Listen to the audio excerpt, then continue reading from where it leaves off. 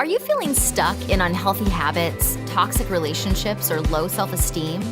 Do you crave a healthy relationship filled with inspiration, love, acceptance, and fun? You are tuned into the right place. The Laura Richer Show starts now. Join me, dating coach Laura Richer, as we share tools for using your dating breakdown for a relationship breakthrough. You might just be on the verge of attracting your soulmate. Attract the relationship you truly want and deserve. Now, join us for the show. Good morning and happy spring, everyone. Welcome to the Laura Richer Show, broadcasting here on Transformation Talk Radio. I am your host, Laura Richer, and I am joined today with my co-host, Andi Lucas. Hey, Andi. Hello. Hi. Hi. I'm so glad to be here. I am so glad to have you. We have such a fun topic to talk about today. So, just to tell you a little bit more about me, I am Laura Richer. I am a dating and relationship coach. I am the owner of Richer Healing in Seattle, Washington. And I am also the creator of the Richer Love Program. And Andi, tell us a little bit about you. I am the founder and owner of Hummingbird Marketing Services. We build websites, write content, digital advertising, social media, all of it. And I have loved working with Laura because I've co-created the Sasterhood, which is the group support portion of the Richer Love Program. Yes. Yes. Which, if you haven't heard before, the Richer Love Program is a dating program to support women on their journey to finding the one. So, today we're going to talk about, since it's spring, it was fitting that we would talk about doing a little spring cleaning. Mm-hmm. And I have been obsessed with Marie Kondo. Do you know who that is, Andi? I have heard of her, and I've heard of her method. Yes, the KonMari method, Yes. which is the method of getting rid of everything that doesn't spark joy. So I was introduced to Marie a couple years ago. One of my clients came in and she had all of these pictures of how immaculate her house was, and all of her clothes were folded perfectly in their drawers, and she had two small children. So this was no small feat that she had accomplished this. And so that is when I was turned on to Marie Kondo. And then Netflix has a special about her right now. So Nice. In an effort to tidy up my own home, I've been watching her strategy, and it was interesting to me how her strategy is kind of the strategy I use in the Richer Love Program to help people clean out their emotional closet, if you will, and get rid Nice. of the old mental and emotional clutter that are keeping them from moving forward in their dating lives in the way that is the most beneficial to them. And really how having a lot of clutter in your physical space is a metaphor for the clutter that's going on in your internal world. So I thought that would be Absolutely. a really fun topic to talk about today, to do a little spring cleaning for your emotional life. Absolutely. And for me, clutter has been a big part of my life, most of my life, up until the past year. So, Well, and you had to move, so that really yes, brought your so that clutter right in front of your face. that absolutely really helped. So, I mean, the first, to give you a little background, I am the daughter of a hoarder, and I mean, I don't know why my father held on to stuff. I don't know if it was because he was the oldest of 7 children and things were always taken from him. As soon as he got something, the other kids would take it. But he really held on to a lot of stuff. And when he passed, we were kind of left with all of this stuff and really had no idea what to do with it and what his intention was in keeping it. And it's kind of overwhelming. And so over my life, I have really accumulated so much stuff, and I have such a hard time getting rid of stuff. And so about a year, last January it was, Zach, my partner, encouraged me to start on my pantry because it was just kind of overwhelming, and I just had all this stuff, and we started getting rid of it. I had like 45 wine glasses, like that. I don't even know if I know 45 people to have over to have wine at my house. So why I had be all quite a party. It would be. But once we started going through the pantry and we divided it into 3 kind of manageable parts, it was the most freeing experience of my life to get rid of this stuff. And then it got to a point where, okay, I'm going to sell my house so that we could buy something together. And I had to clean out my house. And it was fantastic to get rid of so much stuff, making daily trips to Goodwill, getting rid of just stuff that I didn't need anymore. I wasn't using, I had never used. It was fantastic. And then once we moved into the new house, we have continued to kind of get rid of stuff, and it's been fantastic. So I feel free, I feel light, I know what I have, I know where everything is, and I'm actually using what I have, which is fantastic. So decluttering for me has been an amazing and fantastic process. It really changes the energy and really helps you create space in your life. Did you find the process difficult? Getting started was absolutely difficult, and I felt afraid. Mm. And that is a question I had, like, why do you think it is so hard for people to let go? Because I was faced with this fear of, and I don't even understand why I was afraid to let go of 45 wine glasses. Well, there's so much emotional attachment around stuff. And I think that I love talking about this as a metaphor for emotional things as well, because it's really all the same. So, why do people hold on to negative stories from the past? Just like, why do people hold on to all of this clutter, all this stuff that they're no longer using? And I think it is scary to let it go, because you don't know, if you let it go, is it actually something that you need that you're going to miss later? Is Yeah. somebody going to be disappointed? Did you let go of mom's, prized teacups or something, and that she's going to be disappointed in you if you didn't hold on to those things? Kind of what I think of that relates to that emotionally is like the stories that we tell about ourselves within our family dynamics of who we are and what our role Yes. is within the family. If we let that go, who's going to be disappointed by that? Yeah. Or what is going to be the detriment to the relationships in my lives for doing that? Yeah.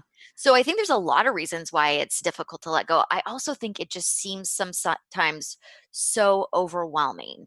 So maybe I had so much stuff in my closet that I just closed the door and I haven't opened it for like 5 years, and I Yeah. don't even know what's in there, but I'm afraid to look, because if I Yes. open it, all this stuff is going to come pouring out. Yeah. And I think that happens emotionally too. Like maybe I've had a really traumatic relationship or childhood, or I just have decided to not look at a lot of things and just try to keep moving forward in my life. And so they start to accumulate.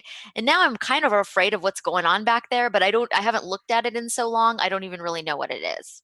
Yes. That is that is something I am absolutely guilty of, is kind of that avoidance. If I Mm, don't see it and I stuff it away, then it's not really there. But the thing is, it is there, and it's kind of nagging me way in the back of my right. brain. Yeah. Right. And influencing you in ways you might not even know. So as a Yes. hypnotherapist, I am very curious about what's going on in our subconscious minds that's influencing us that we might be aware of, may not be aware of. And that is sometimes what happens when we don't address the past and we just let it pile up and we don't clean out that emotional closet and process things as they come up. Then all of a sudden we have all of this baggage that maybe we aren't even really aware of what it is anymore, but it's having a Right. negative impact on our lives. Absolutely. Yeah. Peter Walsh is also an organizer and a declutterer, and he says clutter is not just the stuff on your floor. It's anything that stands between you and the life you want to be living. Yes, And that, exactly. yeah, And so that's why we care about cleaning out clutter. I mean, you could leave that closet full and just lock the door, but then you have this whole closet that you're not using, that you could right. invite in the things that you really want. And that's the same Exactly. with emotional clutter. If you're holding on to old stuff from the past, you're not inviting in the future that you truly want. So how, with the KonMari method, and she's talking about clutter in our houses, Mhm. how does that, how can we use that to declutter our emotional closets? So I love, because I've talked about this before on other shows. It's like, what? I need to let go of the past. How do you even go about doing that? And so, I mean, it's just such a big concept. And so as I've been watching her and her method to clean out your stuff, I was thinking about how you could use these as action steps to really work through some of your emotional stuff. Yes. So the first thing that she talks about is commit yourself to the process of tidying up. So you have to be committed. In the beginning, Okay. like you said, it is hard work. It brings up Oh, all this fear. hmm. Why do you think it brought up fear for you? Well, there is that thought, well, what if I'm going to need it? And I remember Zach saying, and at that point we'd been dating for 2 years. And he was like, I said, well, what if we have a party and we have all these people? And he was like, we have not had a party. And if we do, we can get other glasses. And frankly, you have a lot of glasses in the front in the kitchen that you have. So like there's no need to be holding on to all of this stuff. Yeah. So it was that fear of I'm going to need this and now I'm not going to have it. The Okay. other thing I think for me was this, you also touched on this, like a lot of things that maybe had been given to me as gifts. I felt like I was ungrateful if I ended up getting rid of them, that I just didn't appreciate it. And that's really not true. Right. Right. It was just a couple of little things, but I was holding on to it. And yeah, it, yeah. Yeah. And it's really one thing I've always thought of, which was you brought up Peter Walsh, and my mom is a very organized person. She has always got a box going to the Goodwill, and she's the first to let you know that you need to put together a box to go to the Goodwill because you Of have too course. much junk, Yes. which I appreciate. I'm not as good as her, but I think that I have some of her tendencies to get rid of things. However, the things that have been hard to get rid of are the things from the past that, like we talked about, emotional attachment. So she told me something that I've always thought about that Peter Walsh said, and I won't get the exact wording right, is that your attachment to your grandmother who you loved who passed away, or a parent who passed away, or a relationship that you have in this present time isn't in this stuff you have. All of your memories are in your mind. And so you Right. can access those at any time. You don't need to hold on to grandma's, old clothes Right. to have that. And that was Yes. one thing I actually had a lot of my grandmother's clothes after she passed away, which I wasn't going to wear, but I didn't want Right. to get rid of them because they were hers. And Yes. eventually I thought, this is just sitting in a closet. Grandma is, I mean, actually, and I have a few special things of grandma's. One, or what, that plate on my wall behind me. Oh, yeah. So that's a little piece that I take from her that really sparks joy. And I look at it and I think of her and my childhood and seeing that in my kitchen. But she is not in those clothes in my closet, so Right. it's okay to let those things go. Yeah. Yeah. So the committing to tidying up is Marie Kondo's method. Yes. How does that translate to this emotional decluttering and the richer love method? The richer love method is to commit. First, you have to be really committed to the process, knowing that it's going to bring up some hard emotions. Sometimes, initially, when we open that crazy closet and all that stuff comes flying out, it is a little bit uncomfortable. It can Yes. be overwhelming because we don't know what to do with all this old emotional stuff that we've been kind of carpet sweeping for a Yes. while. So, it's just important to commit to the process. And then, when you find resistance, notice what your resistance is about. So, if we relate this to emotional decluttering, sometimes people notice that they've been holding on to this clutter because it's been protecting them from rejection. And as soon as they start to let Ah, these things go, they're opening themselves up in a way that feels kind of scary.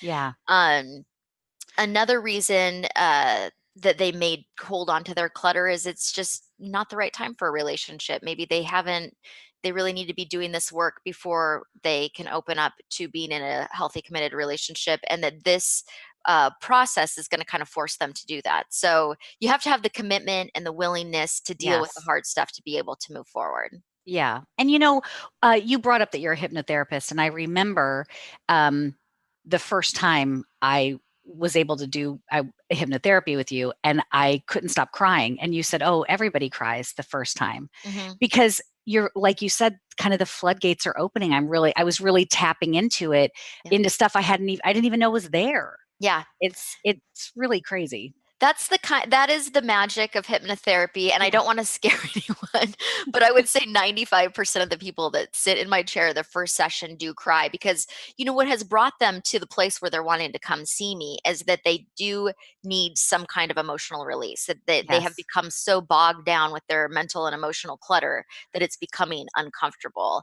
And the Yeah. process of hypnosis allows them to access those emotions that they've been stuffing down and release them.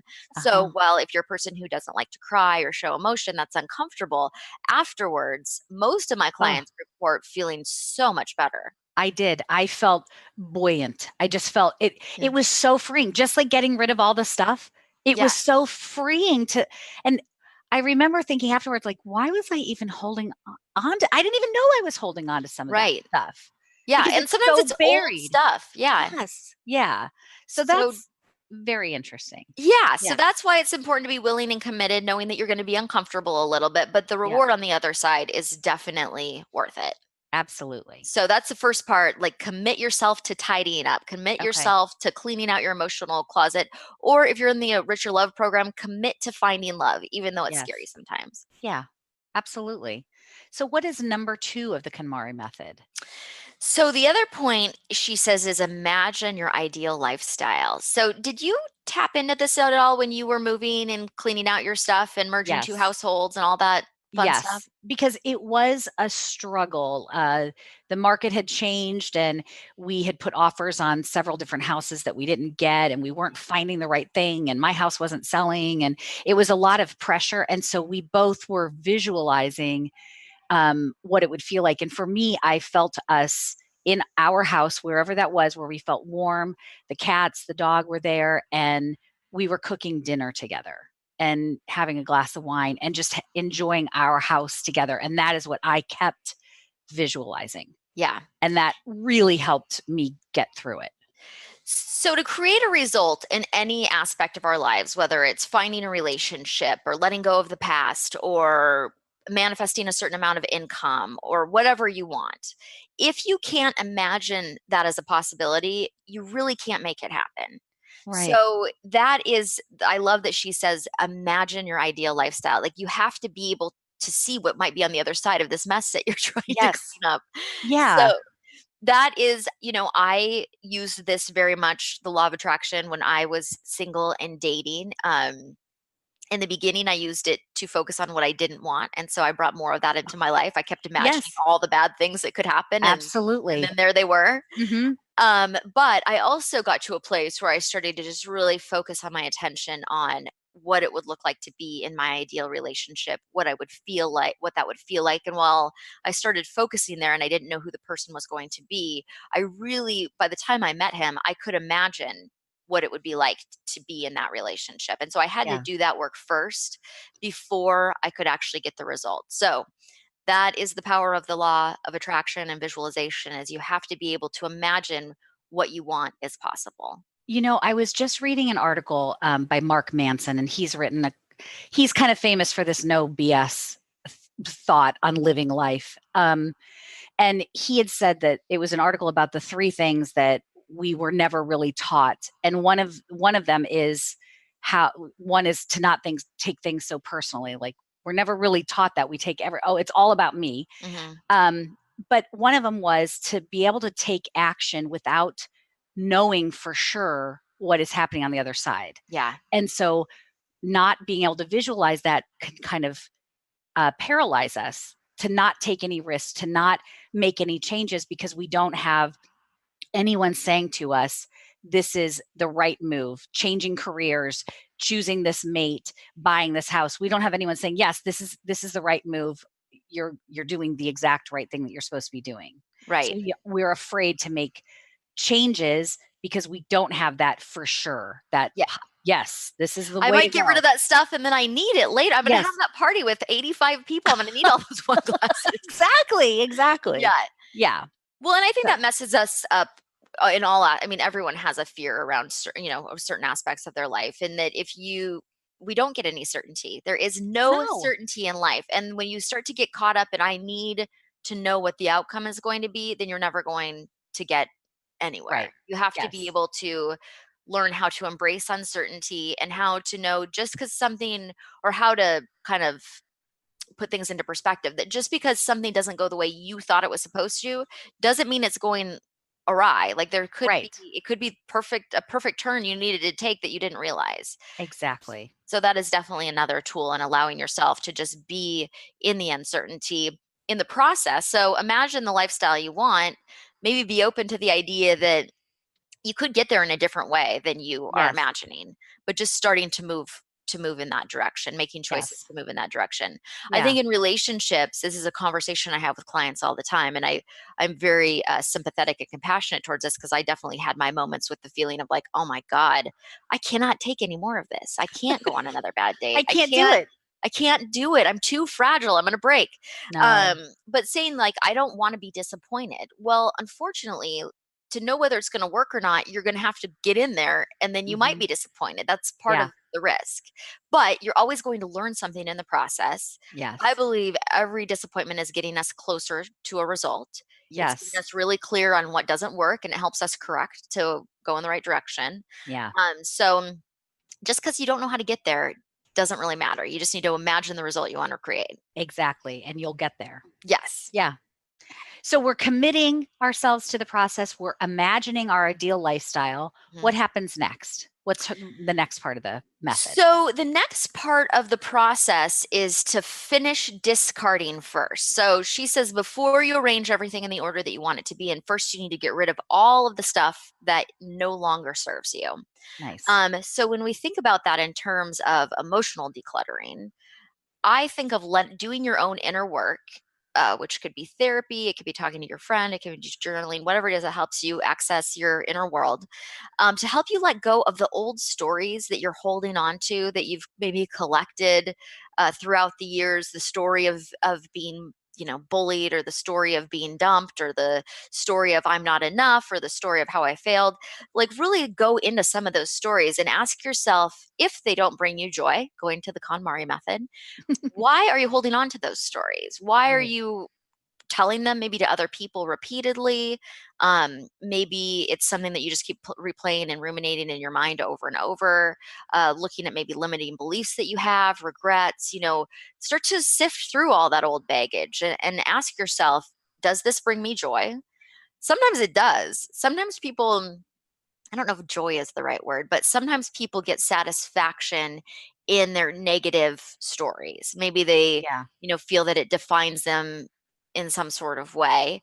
And maybe it does. I mean, I think everything that's happened to us defines us, but you want to take the lessons from it and not hold on to the emotional attachment. So Okay. if I went through a negative experience like a divorce, I want to take the lessons that I learned through that experience. I Yes. feel like personally, my divorce taught me a lot about life and really helped me move my life in a direction that I was meant to go. But Absolutely. I don't feel an attachment to it. I don't feel upset or regret or disappointed when I think about it anymore. So while it is part of my story, Hmm. I cleaned that out of my closet a while ago, that isn't, I'm not attached to that experience anymore. There's nothing that you could say to me that would trigger me emotionally about that Right. experience. But you have let go of all of the things that you learned from it. Yes, I Or keep I'm sorry, all of the learnings, and yes. I use them in my Rich Love program for people because I got a Yes. lot of good lessons out of that. And just that didn't happen overnight. I mean, that No. took some time to kind of process your divorce. Like, it takes time to get through all Yeah. of that. Oh, and it does, and you Mhm. do need to do that work to process things, and I'm more of the person who's like, just toss out the baby out with the bathwater, like, just get rid of everything. Oh, I got divorced, I'm moving on now, I'm not gonna talk, Right. I'm not gonna focus there anymore. And that's not beneficial either, because that's just carpet sweeping. You're still having the same, you're Yeah. gonna have to deal with that stuff eventually. So I don't recommend doing that. But at the same time, if you're holding on to an experience that happened 20 years ago, you know, Right. you might need to really dig in and see what that is about. Because I promise you, if it's a negative experience, it's not helping you create Mm-mm. anything positive in your life today. It's probably a story of being victimized. And while it's true that people find themselves in situations where they are victimized, it's a choice whether you remain a victim of that story your entire life, or if you choose to move on from it. Yeah. So, And I want to add that in the next segment, after we take a break, we are going to be talking about how to your process for kind of doing all of this stuff, and yes. how to really process this. It's not, we're just not sending people to the, we'll go process it. Well, Yeah. how? We're we're going to be sharing that. I will give you Yeah. some action tools. I think that that's very important. I work with clients often who are like, I just don't want to keep talking about this. Like, tell me what to do. So I'm a Yes. very action step oriented person. We'll give you some tips on how to start this process. Yeah. So, next in the KonMari method, she says to tidy by category, not by location. What does that kind of mean? Well, in your house, she's saying, address your issue with your clothes first, for example. So if you have clothes in Okay. every room, she doesn't want you to just focus on the room. She wants you to focus on the Ah, topic, the clothes, or whatever the next category of stuff is. okay. So I was thinking about this in terms of emotional decluttering, and I really like this idea because it kind of helps you it does help you take small and consistent steps to letting things go. So I like to address the smallest problem first. Yep. So maybe something small is that you're having conflict in your current life with your coworkers or something. So maybe that's not a super triggering issue. Maybe we're going to start by working on resolving what's going on there. But then there's this big issue of childhood stuff. And so we might not start with the childhood stuff. We need to get there eventually. But we're going to tidy up what's going on in your work life first. And then we will move on to the next topic.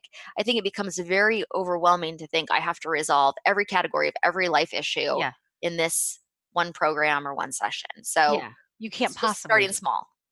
And I feel like when you take small steps, it does feel kind of rewarding. Mhm. Like, oh, I just made that change, or I just fixed this issue.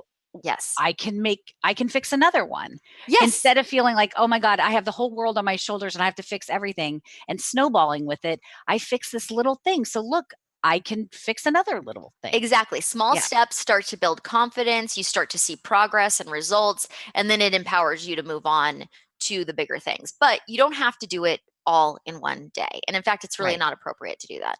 No, I would be in tears all day. Yeah. Right. Like, it'd just be too much. Yeah. So another thing that you've brought up that is the Marie Kondo method is to ask yourself if it sparks joy. So Yes. So what does let's talk yeah, about that when we come back, because I think that that is the key to why this is such a great method to use in any type of decluttering process. okay. So before we take a break, let everyone know how they can get in touch with you, Laura, to talk more about this, to talk about richer love, to talk about hypnotherapy, all of it. How can they get in touch with you? So you can find me at my website at richerhealing.com or richerlove.com, or on Facebook or on Instagram, on both of those names. And you can sign up for a complimentary consultation to talk to me directly to see how I can help you declutter your emotional life. Fantastic. If they want to call to make an appointment, what would be the phone number? 206-765-8265, and you can call Larry to make your complimentary consultation, and we'll see you either in my office in Queen Anne, or we can do it over the phone. I can talk to anyone over the world in the world via Zoom or Skype. Fantastic. And you can always listen to archives of your radio show. You're in your second season now at lauraricherradio.com. That is So, correct. yeah, so when we come back to the Laura Richer Show, we're going to delve into how you can clean out your emotional closet, those steps from the Richer Love method. So stay tuned right here on Transformation Talk Radio. We'll be right back.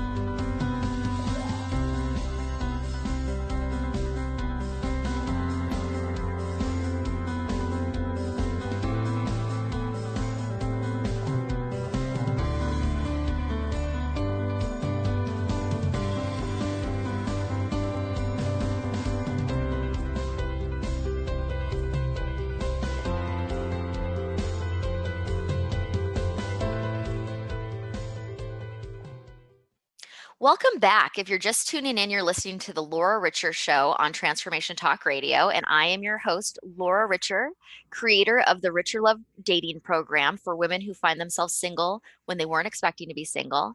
And I am here with my lovely co-host, Andi Lucas, Hello. the owner of Hummingbird Marketing Services. Hey, Andi. Hello. Hello, Laura. Hello, everyone.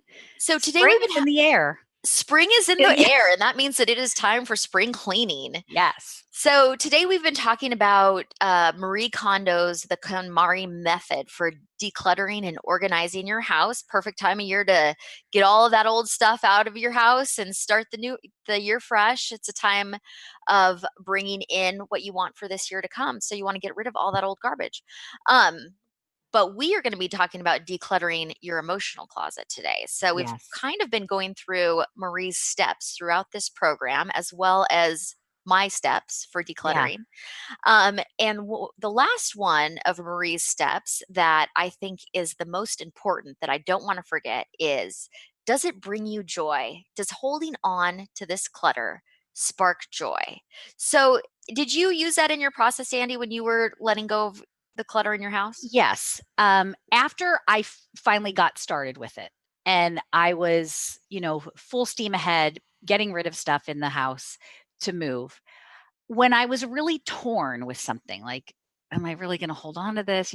I really thought about it. Do I feel happy when I see this? Am I going to put this out so I can regularly see it? If it does bring me happiness and joy, don't I want it to kind of showcase it? Like your plate. You Mhm, have that up, you see that every mhm. time you go into your office and it makes you feel happy and like your grandmother is with you. So I kind of looked at that. Is this making me feel happy, or do I just feel nothing about this? And if I felt nothing, then I gave myself permission to get rid of it. Good. Yes. Or even more so, if it causes you stress, give yourself Yes. permission to get rid of it. Yes. There were, for instance, there were a lot of books. So I had all these books by authors that I felt that I should be reading, like Mm, Kurt Vonnegut. I just felt like I should be reading. Why? It's just not my style. And my sister loves his books, but mm. I allowed myself to get rid of those because it was actually causing me stress of, oh my God, these books that I'm moving and I'm never going to read them. And what's wrong with me that I'm not reading these books? Okay, Yeah. get rid of them. I don't. Sorry. And if I want it, I can buy another copy or I can go to the library. Well, and that is such a good point of clutter for in your home, and emotional clutter is the shoulds, right? So, like, Yes. before I do something, I should lose 20 pounds, or I should have more money, or I should be better at whatever. I should learn how to play the guitar. Whatever it is that you're putting on your should list, it is very good to go, is this something I am ever going to do? Because if it's not, it's going to just be clutter that's going to bog you down, and it's going to keep you from doing the things that you actually want to be doing. And make you feel bad. Yeah. Yes. I remember that episode of Sex and the City where she says, "Are we shoulding ourselves to death?" Yes. It's like, should I do this? Should be doing that? Based on what? Who's giving me that directive? It's all my own thing. Right? Like, who is giving us that? Where does that come from? That you should be doing this? I think everywhere, from media, from our culture, from our family cultures, just the messages that we're being marketed to all the time. Yeah. There's the idea to show that we're lacking something so that we need to buy something to fix that. Oh yeah. So all Yes. of that is just giving us subliminal messages to make us sometimes, and sometimes we take that stuff in. Sometimes I don't think that I need what they're selling on the, what is the channel where they sell like the infomercial stuff? QVC. Yeah. Yes. Or the Home Sometimes that Shopping just Network. goes in and Yes. out of my mind. Oh, I see Yes. that. I don't need that. But Yes. sometimes there can be an image that, you need to lose weight. So you need to buy these weight loss vitamins or something. And then you're like, Yes. oh God, yes, I do need to lose weight. And then that becomes part of the clutter of keeping you, this belief that I need to lose weight keeps you from connecting with the people that you want to connect with, or it's just clutter that's gotten into the way. It may or may not even be true at all. Yeah. So sparking joy, when we are cleaning out our emotional closets, are we asking ourselves the same question? Like, Mhm. so how do we do that? So start to think about, and I mentioned before the stories that we and they're true stories. They're things that actually happened. Yeah. But what are we continually saying about what our experience is and what it means and what happened to us in our lives? So I could continually tell the story of when I failed at something. And that could be very much part of the clutter that I'm holding on to that's keeping me from trying anything new because I failed in the past. Right. But does it bring me joy to tell that story of failure? Is it It sounds funny when you say it, but right? And I mean, it's just kind of, but people really. and I've done it too, and there's reasons why we do it. But you want to ask yourself, do I want to continually tell the story? I always, women, I have a lot of stuff around body image, or people probably do in general, but especially women that I work with. So it's like, this story of my butt being too big, is it bringing me joy to tell this story, or is it possible that my butt's just fine and Right. it's okay to let that go and focus my attention somewhere else? Right. It sounds so simple, but yet it can be very difficult to look at these things. Well, because sometimes we don't know whether they're real or not. Like, just like you didn't know if maybe I really do need those wine glasses. Well, I can hear that objectively and go, yeah, you don't need those wine glasses. But if you have an attachment to that Yes. and you're fearful that there's some truth in that belief, you're going to act accordingly. So if I'm fearful that in fact, something is wrong with my body and no one will love me because of it, I might be hesitant to let go of that belief, because I might just spiral out of control and eat a whole chocolate cake for dinner or whatever, Sure. what I'm trying to manage with that belief system. Okay. So one thing, so limiting beliefs I would categorize as anything that don't help you in any sort of way or Right. cause you to believe something negative about yourself. I don't really think there, can you think of a time when it's beneficial to believe something negative about yourself, where it could be helpful in any way? It could Uh, be. I'm trying to think. I mean, maybe if you're at, when you go to a job interview and they ask you what are your strengths and what are your, now they don't say weaknesses, but your areas of opportunity. So maybe that is one way, like things that you want to improve. But on the whole, I really don't think that there's a time to believe that you are less than good enough and all of that. It just, I can't think of an example. And if there is one, if somebody has one, I'd love to hear it. But I just don't know that believing something negative about yourself or your experience even is going to give you anything. And if it did, I Mm. would say keep believing it. So the first thing I have clients do is start to look at what what are the things, what are the limiting beliefs or the regrets or the stories from the past that do not bring you joy, but that you are holding on to and telling over and over again, whether it's just to yourself in your own mind or if you're actually sharing these things with other people. One thing I always thought was really funny in my life, but have moved away from quite a bit, is when people have a really self deprecating sense of humor. Yes. I, that can be funny, but especially if somebody who is invested in that really heavily, it's so negative. You're just telling this and you're getting a positive response from it because maybe you make Yeah, people laugh, but absolutely. it is just, it's damaging, on Mhm. some level. And I'm trying to think, I feel like the people I've known in my life personally who've had really self-deprecating senses of humor, not famous comedians, but like people I've known personally, um, weren't that successful in their lives. It was like the No. story they were telling, that drum that they kept beating over and over again, was what they were creating. Yes, I was guilty as charged Mhm. of doing that. I would say like in a lot in my 20s, less so in my 30s. And I really try not to do it now. Once in a while, I can make a joke at my own expense, like how Mhm. clumsy I am or whatever. Right. But really what's happening is that in making this self-deprecating humor, I'm telling myself I suck Yeah. essentially, right? Like just I'm not good enough. I'm the buffoon, I'm the oaf. Everybody laugh at me because I'm just not worth anything. Right, and those are enforcing those beliefs. If they are your own beliefs on some level, you're just Yeah. kind of reinforcing them. And it's not that we have to take ourselves so seriously or we can't make a Right. joke about anything. Yes. But at the same time, because life is funny, we want to laugh at things. Yes. But at the same time, if it's just really harsh, it's a really negative story of who you are, you're probably creating some of that in your life. So Yeah. looking, first of all, I ask my clients to look at what the beliefs are that are limited. I'm really Mhm. bad with money. I always attract unavailable people. I'm not good enough for whatever. Just really getting into that. And sometimes we don't, like we said, we've closed the door on that closet. So it takes a little bit of digging in to find that information. Because in the beginning, for example, when I'm working with women doing dating coaching and they Mhm. keep dating people that are disrespectful to them, Yeah. I know on some level that that resonates with them. I know that there's something inside of them that allows them to accept that kind of behavior. But because it's not on the surface, sometimes I will try to ask somebody that and they'll be like, nope, I'm fine. I believe I deserve somebody great. Yeah. There's nothing underneath this. I'm just having a run of bad luck. Well, and that's actually probably what I would have said when I first started dating too. But Right. the truth was that wasn't true. That wasn't true for Right. me. That's not true for anybody. So, Well, and no um, one really wants to come out and say that. Like, it seems so counterintuitive if somebody said to you, I mean, do you really think that you deserve to be treated that way? mhm, No one would say, yes, I do. Because you don't even want to say that. That's so uncomfortable. It's buried so deep right. that it's hard to, you can't even hear yourself admit it. Yes, exactly. And and it could be a different limiting belief too that because sometimes it's not about deserving that you think that you need to be treated in a negative way. I think even for myself more so the belief was around there just what I want doesn't exist. Right. Like I better settle for less because Oh. I'm not going to be able to get what I want and so I'll just take the sad thing that has shown up on my doorstep here Ah, because that's exactly. all there is. Yeah, exactly.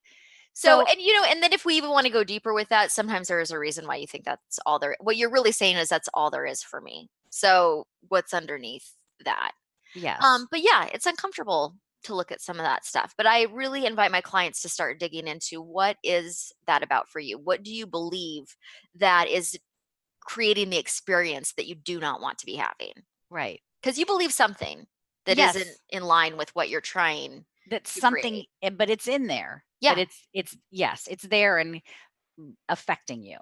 Is that where hypnotherapy comes in very handy, would you say? Yes, hypnotherapy, there's something about the process of hypnosis that helps you get out of your analytical mind and really get honest. And I've had several clients in the chair saying, like, wow, I can't even believe I said that Right. because it helps you tap into that unconscious information that maybe you weren't even aware was influencing your behavior. So it can really help you identify those limiting beliefs if you're not consciously aware of them.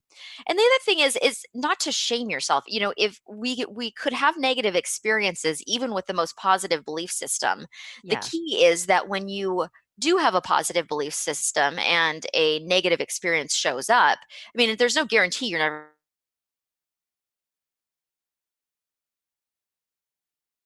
head first into something that is all wrong for you because you're following the belief, oh God, nothing else is going to get here. Right. So that's the first step. Finding out Yes. what the heck is in that closet and what needs to go. Exactly.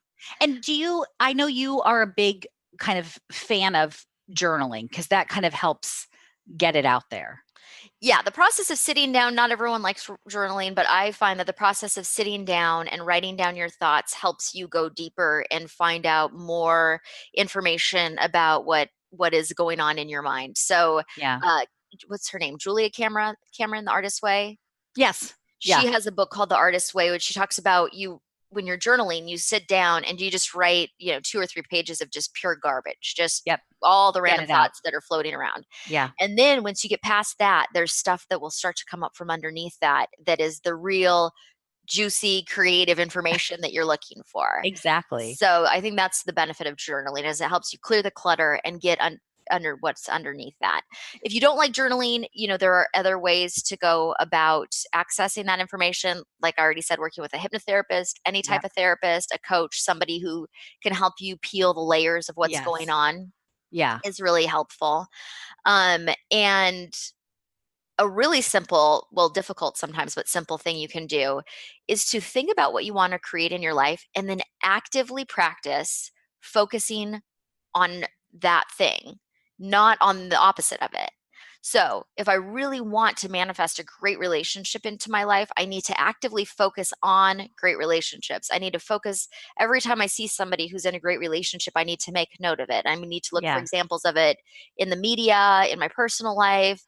But the problem is if I just go back and go, I want a great relationship, but there's none available.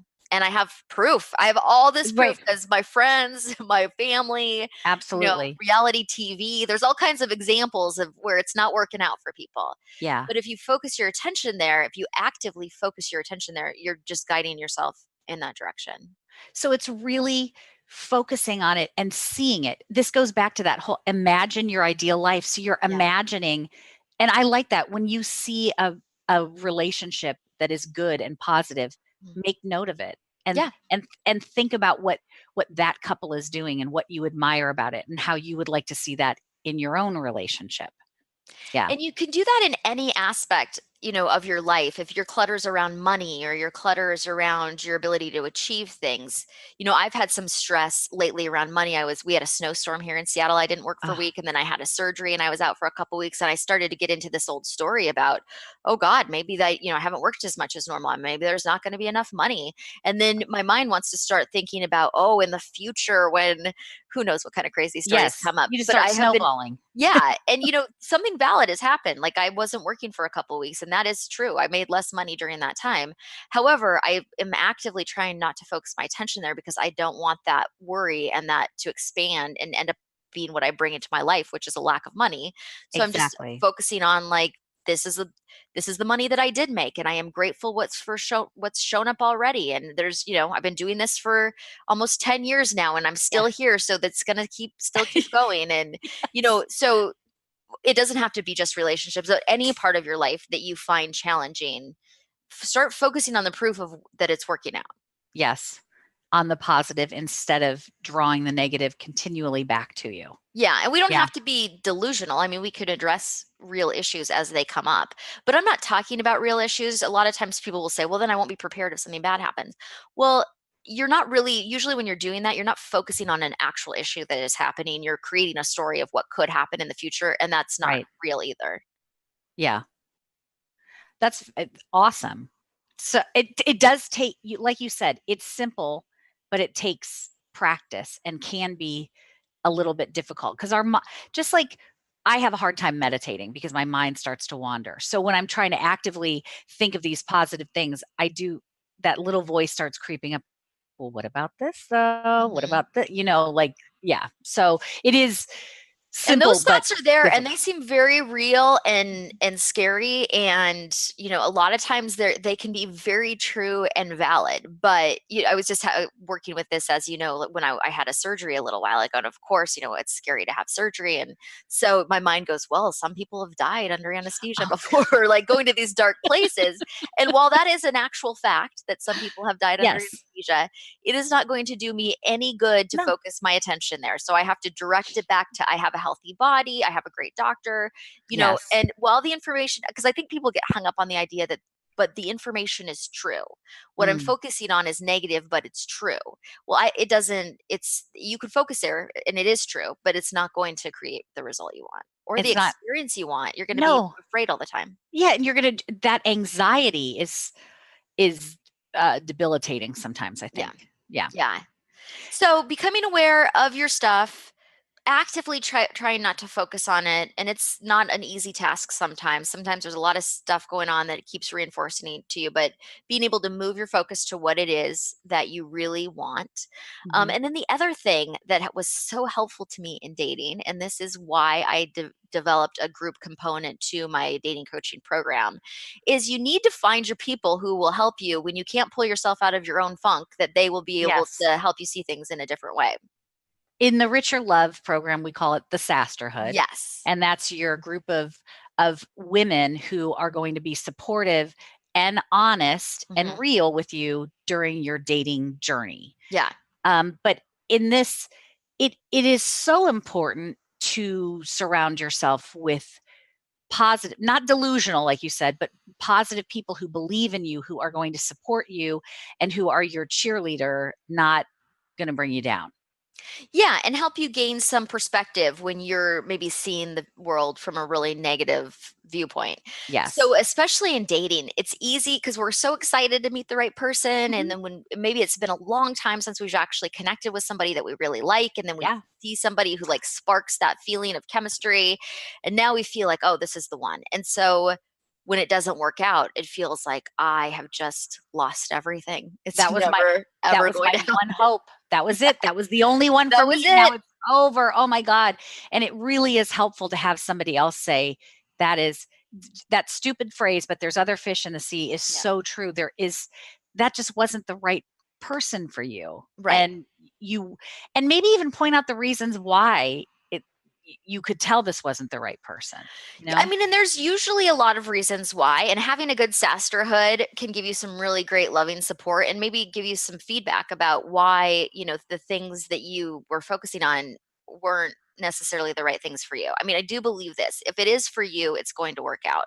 So you can't really miss the one. My friend Denise Yes. said that to me one time. You can't miss the one. You can't mess it up. And I thought, oh God, what do you know? You've been married for 25 years. Um, Ah, but she was absolutely right. yep. So, if it doesn't work out for whatever reason, it wasn't for you. And it's usually because, I mean, usually when I'm working with women that it's not working out, it's because they're not connecting with the people that meet their standards and Mhm. expectations. So, they're trying to hold on to something that is actually not even what they want. They're just projecting Right. onto that person. So having somebody to kind of bring you back and say, actually you were looking for somebody who was emotionally available and employed and, ready for a relationship. And this person maybe didn't have some of those traits. Or at Right. the bare minimum, you were looking for someone who wants to be in a relationship with you. And this person does not have that for you. Yes. It's just hard for us to see that stuff. It's that whole idea when I can give anybody advice on their own stuff and Mhm. I'm so right and I can see it so clearly like, hey, here's a way to do it. Oh, great idea.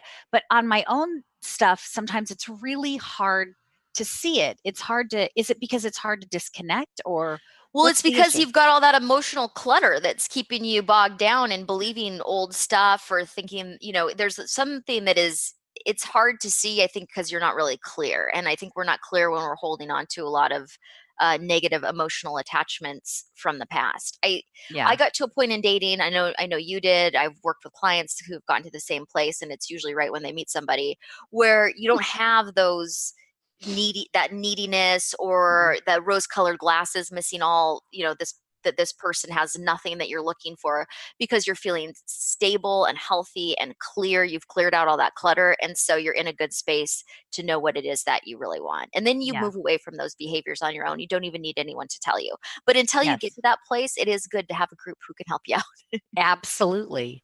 You have one other thing on your list is this idea of a burning ceremony of some sorts. Can you kind of talk about that? What a burning ceremony is and how it helps people let go? I love having rituals in your life. I think rituals help create connection with other people or connection with yourself. And so a burning ceremony is just as you can make it as simple or as complex as you would like to. And we actually did this. You and I used Mhm. to do this in Yes. in the backyard. We'd have a glass of wine and write down the things that were no longer serving us, the negative experiences that we had had dating, and we just burned them in the fire pit and let them Yeah. go. And that's just a symbolic release of like really acknowledging that this is something that I don't want to hold on to anymore. And I think Yeah. in doing that and having a ritual that goes with it, it helps shift your energy. So you Absolutely. could do this just simply on your own if you have a safe place to light something on fire. Don't burn your house down in the process or anything, but a No. backyard with a fire Unless you pit. want to let it go. I don't Yeah. know. Or a fireplace if you wanna write Yes. down the things that aren't serving you. It just really is kinda claiming to the universe, "I am done with this. I am Yeah. releasing this. I'm letting it go." Well, I can't believe this, but we are almost out of time. I So know. I can't believe it. So before we go, one more time, how can listeners get in touch with you, Coach Laura Richer? So you can find me on Facebook at the Richer Love Dating Program. I'm also on Instagram at richer_love. You can email me if you have a question at laura@richerlove.com. I offer a 30-minute complimentary consultation to all potential clients, either here in the Seattle area or if you'd like to do the Richer Love coaching program anywhere in the world. And then if you want to hear our past episodes, if you've enjoyed listening to me and Andi today, you can hear all of our archived shows at lauraricherradio.com. Fantastic. This has been so, I again feel even more buoyant and free just talking about all the stuff I've been able to let go. And Yes, it's it's so been awesome. exciting. So happy spring, happy decluttering, everyone. And stay tuned for our episode next month. Thanks, Yeah. everybody. Bye. Bye. You've been listening to On the Verge Radio, using your breakdown for a breakthrough with Coach Laura Richer. We all have that moment in life when we are on the verge of big change. This time of transition is a wild and unknown place. How will you show up? Embrace the positive, drop the negative, and you can experience total transformation. Schedule a breakthrough session with Laura at seattlehealinghypnosis.com. Laura will help you discover the path to creating rapid and positive changes. Tune in every month for On the Verge Radio with Laura Richer.